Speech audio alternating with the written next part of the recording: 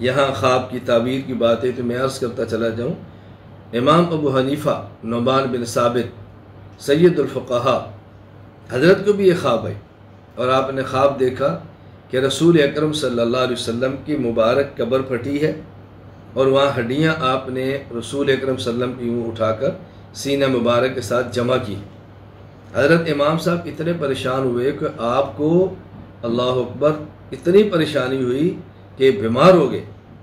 لوگ عیادت کے لیے آنا شروع ہو گئے۔ آپ نے ایک شاگرد فرمایا کہ جاؤ ابن سیرین سے اس خواب کی تعبیر پوچھو۔ اب انہیں اس کی تعبیر کیا بیان فرمائی، اللہ اکبر، کہ رسول اکرم صلی اللہ علیہ وسلم کی جو سنت ہے اس کو جمع کرنے کا، پھیلانے کا اور اس کی تشریح کا کام اللہ تعالیٰ آپ سے لے گا۔ حضرت امام ابو حنیفہ رحمہ اللہ تعالیٰ سے اللہ نے پھر کتنا کام لیا ہے وہ پوری دنیا جانتی ہے۔ میں ایک بات کہا کرتا ہوں، یہ جو غیر مقلدین احناف اہل سنت والجماعت کی مخالفت کرتے اس کی وجہ یہ ہے کہ بحمد اللہ تعالیٰ رسول پاک صلی اللہ علیہ وسلم کی سنتوں کو جمع بھی ہمارے امام ابو حنیفہ نے فرمایا ہے، اور اس سنتوں کو پھیلایا بھی ہمارے اکابر بطور خاص حضرت مولانا الیاس دہلوی رحمہ اللہ تعالیٰ، حضرت مولانا محمد الیاس رحمہ اللہ نے پھیلایا ہے بطور خاص۔